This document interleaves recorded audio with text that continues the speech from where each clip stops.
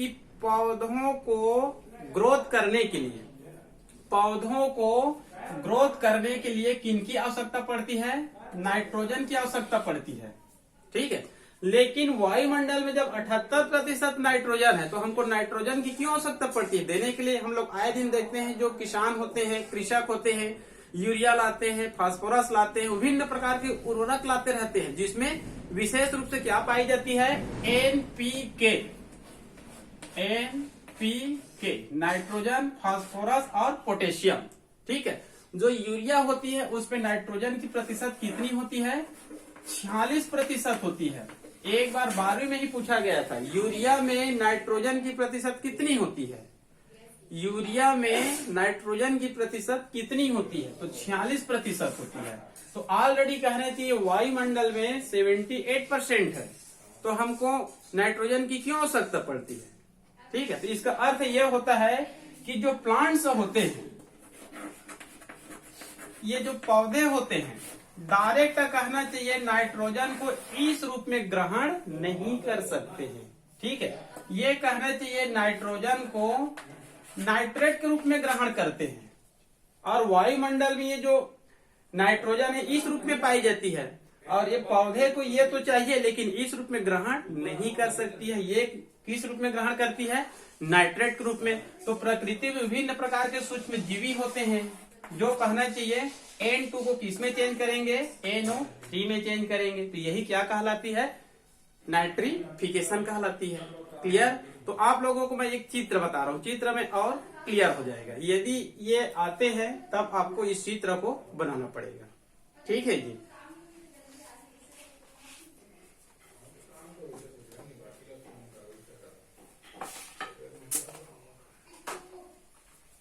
एक नामांकित चित्र है नाइट्रोजन चक्र का। ठीक है, नाइट्रोजन साइकिल का एक चित्र देखते हैं, चित्र से लगभग पूरा क्लियर हो जाएगा। ये है वायुमंडल, ये पूरा क्या है? वायुमंडल है। ठीक है, और हमको पहले से पता है वायुमंडल में कहना चाहिए नाइट्रोजन का प्रतिशत कितना होता है? 78%। ठीक है, हमारे चारों तरफ कहना चाहिए वायुमंडल होती है, तो ये कहना चाहिए पूरी क्या है? ये वायुमंडल है। ठीक है, इसमें नाइट्रोजन का प्रतिशत कितना है? 78%। अब ये कहना चाहिए नाइट्रोजन फिक्सेशन। ठीक है, नाइट्रिफिकेशन भी कह सकते हैं, नाइट्रोजन का फिक्सेशन या फिर नाइट्रीकरण, और यह हो गया डीनाइट्रिफिकेशन। जब कहना चाहिए वायुमंडल में 78% है, तो जैसे कि मान लो कहना चाहिए तड़ित बिजली या फिर जब वर्षा होती है, ठीक है, वर्षा के साथ या फिर तड़ित बिजली के साथ में ये नाइट्रोजन कहना चाहिए कहां पर आती है? सॉइल में आती है, मतलब नीचे आ जाती है, जमीन में आ जाती है। और हमको पहले से पता है इस जमीन में, इस सॉइल में, इस स्थल मंडल में क्या पाई जाती है? विभिन्न प्रकार के डिकम्पोजर पाए जाते हैं, अपघटन कर्ता पाए जाते हैं। ठीक, विभिन्न प्रकार के सूक्ष्म जीवी पाए जाते हैं। ये सूक्ष्म जीवी कहना चाहिए या तो कवक हो सकते हैं, बैक्टीरिया हो सकते हैं, एक्टिनोमाइसिटिस हो सकते हैं, या फिर अन्य सूक्ष्म जीवी हो सकते हैं। ठीक है, मतलब तड़ित बिजली और वर्षा के साथ में वायुमंडलीय नाइट्रोजन कहाँ आते हैं? नीचे आते हैं। ठीक है, तो यहाँ पर कहना है कि भूमि में विभिन्न प्रकार के सूक्ष्म जीवी पाए जाते हैं, तो इसको मैं शॉर्टकट लिख दिया हूँ नाइट्रोजन फिक्सिंग बैक्टीरिया। मतलब नाइट्रोजन का फिक्सेशन करने वाले क्या पाई जाती है? बैक्टीरिया पाई जाती है। ये बैक्टीरिया इस N2 को, ये नाइट्रोजन फिक्सिंग करने वाले बैक्टीरिया इस N2 को किस में चेंज कर देते हैं? NH4 में या फिर NH3 में। कुछ बैक्टीरिया इसको NH4 में चेंज करते हैं और कुछ बैक्टीरिया उसको NH3 में चेंज कर सकते हैं। तो इसको मैं 2 लाइन बना दिया हूँ, या तो NH4 में चेंज होगा अमोनियम या फिर अमोनिया में। ठीक है, अब यहाँ पर जो NH4 है वो भी NO2 में परिवर्तित होगा, NH3 है ये भी NO2 में क्या होगा? परिवर्तित होगा। तो यहाँ पर कुछ बैक्टीरिया पाई जाती है, उसको नाइट्रोसोमोनास कहेंगे, नाइट्रोसोमोनास सोमोनास। ये NH4 और NH3 बना हुआ है, इसको NO2 में चेंज करना है। तो यहाँ पर कुछ बैक्टीरिया पाई जाती है, उस बैक्टीरिया को बोलेंगे नाइट्रोसोमोनास। अब ये NO2 बन गया। अब ये जो NO2 है इसको किस में चेंज करना है? NO3 में। तो यहाँ पर कुछ बैक्टीरिया पाई जाती है, उसको बोलते हैं नाइट्रोबैक्टर। ठीक है, अब यहाँ पर हमको क्या प्राप्त हो गया? नाइट्रेट प्राप्त हो गया, NO3। अब कई बार क्या होता है, यहाँ पर NO3 तो बन गया, तो यहाँ पर आप लोग को बताया था मैं डीनाइट्रिफिकेशन।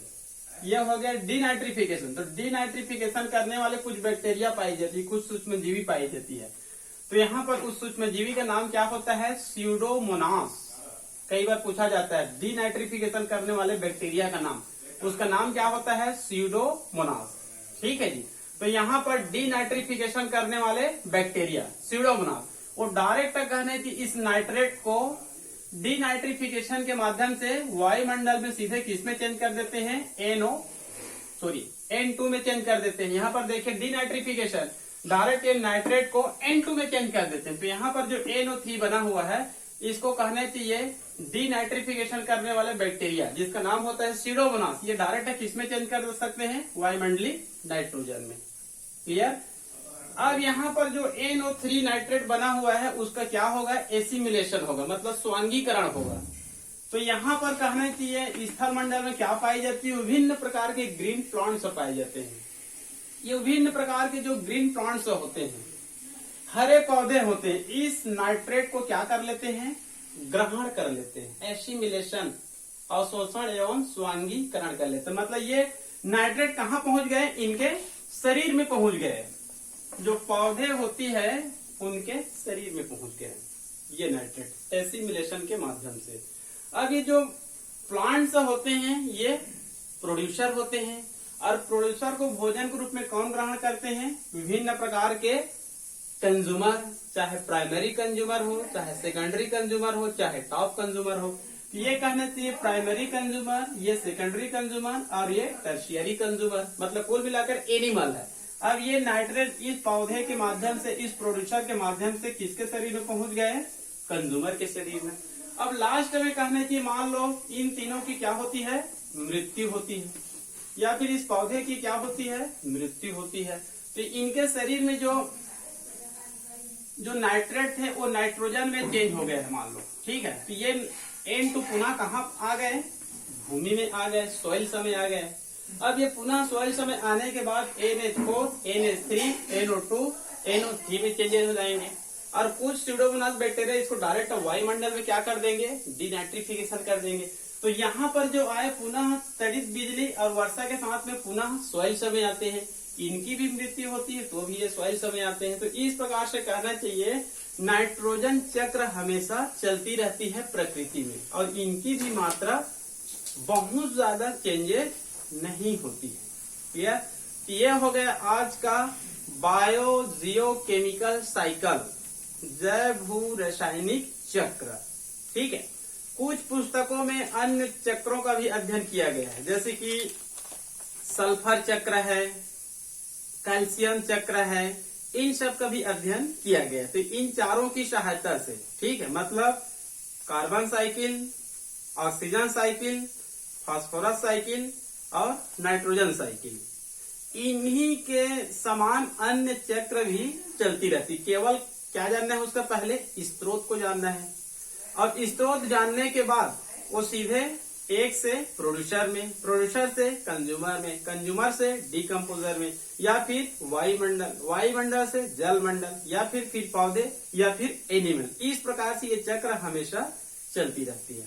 क्लियर?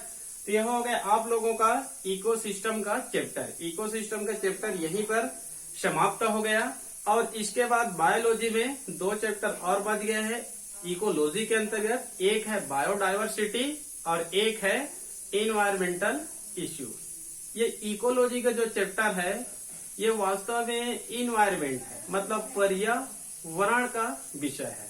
ठीक है, जो इन्वायरमेंट सब्जेक्ट था पहले 12वीं में एक अलग सब्जेक्ट के रूप में था, लेकिन इसको आजकल हटा दिया गया है और बायोलॉजी के अंतर्गत 5th यूनिट में इसको रखा गया है। वैसे इकोसिस्टम का चैप्टर पहले से ही है बायोलॉजी में, कभी 11वीं में और कभी 12वीं में। ठीक है जी, तो आज का क्लास यहीं पर समाप्त करते हैं और इकोसिस्टम चैप्टर पूर्ण रूप से समाप्त हो गया। कल पुनः अध्ययन करेंगे बायो डाइवर्सिटी, जैव विविधता का। ठीक है जी, तब तक के लिए ओके।